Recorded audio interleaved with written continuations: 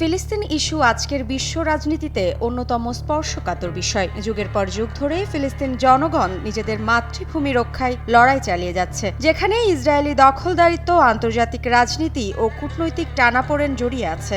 এই প্রেক্ষাপটে তুরস্কের প্রেসিডেন্ট রিসেপ তাইব এরদোয়ান বরাবরই ফিলিস্তিনের পক্ষে শক্ত অবস্থান নিয়েছেন। সম্প্রতি তিনি বলেছেন, কোনো শক্তি ফিলিস্তিনিদের তাদের চিরন্তন মাতৃভূমি থেকে সরিয়ে দিতে পারবে না, যা মধ্যপ্রাচ্যের রাজনীতিতে নতুন মাত্রা যোগ করেছে। তার এই বক্তব্য শুধুমাত্র ফিলিস্তিন ইস্যুতে তুরস্কের অবস্থানকে তুলে ধরে না, বরং এটি যুক্তরাষ্ট্র ও ইসরায়েলের কিছু নীতিরও কঠোর সমালোচনা করে। তুরস্ক ঐতিহাসিকভাবে ওসমানীয় সাম্রাজ্যের উত্তরাধিকারী হিসেবে মুসলিম বিশ্বের স্বার্থ রক্ষায় বড় ভূমিকা রাখতে চায়। এরদোয়ান প্রায়শই ফিলিস্তিন ইস্যুতে সরব হন, যা তার নেতৃত্বকে মুসলিম বিশ্বের মধ্যে জনপ্রিয় করে তোলে।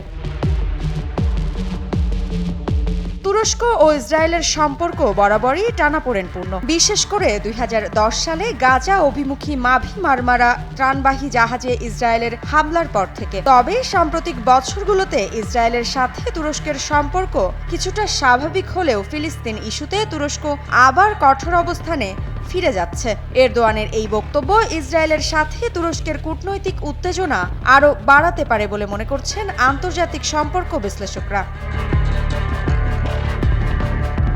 সম্প্রতি মালয়েশিয়ার উদ্দেশ্যে রওনা হওয়ার আগে ইস্তাম্বুল বিমানবন্দরে এক সংবাদ সম্মেলনে এরদোয়ান বলেন, গাজা, পশ্চিম তীর ও পূর্ব জেরুজালেম ফিলিস্তিনিদের। হাজার বছরের পুরনো এই চিরায়ত মাতৃভূমি থেকে গাজার জনগণকে সরিয়ে দেওয়ার ক্ষমতা কারও নেই। সম্প্রতি ট্রাম্প ইসরায়েলের প্রধানমন্ত্রী নেতানিয়াহুর সঙ্গে এক যৌথ সংবাদ সম্মেলনে গাজার 2 মিলিয়নের বেশি ফিলিস্তিনকে উচ্ছেদ করে অঞ্চলটি পুনর্গঠনের প্রস্তাব দেন। এই পরিকল্পনা বিশ্বজুড়ে নিন্দার মুখে পড়েছে এবং আরব মুসলিম বিশ্বে তীব্র প্রতিক্রিয়ার সৃষ্টি করেছে।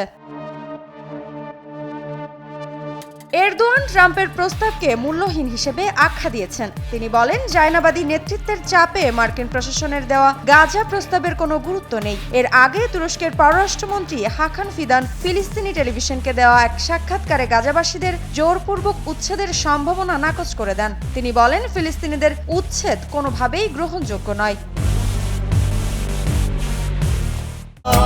এখন এমনই ফুরফুরে মনে থাকবে সবাই। বসুন্ধরা টয়লেট্রিজ, ফুরফুরে মন সারাক্ষণ। ট্রাম্প গাজাকে ধ্বংসস্তূপ ও বোমামুক্ত করে অর্থনৈতিকভাবে পুনর্গঠনের কথা বললেও সেখানে বসবাসরত জনগণকে কিভাবে সরানো হবে সে বিষয়ে কিছু জানাননি। তবে তিনি বলেন, মার্কিন যুক্তরাষ্ট্র গাজা উপত্যকার দায়িত্ব নেবে এবং তাদের পরিকল্পনা বাস্তবায়ন করবে। মৃত্তিকা বিশ্বাস, নিউজ 24।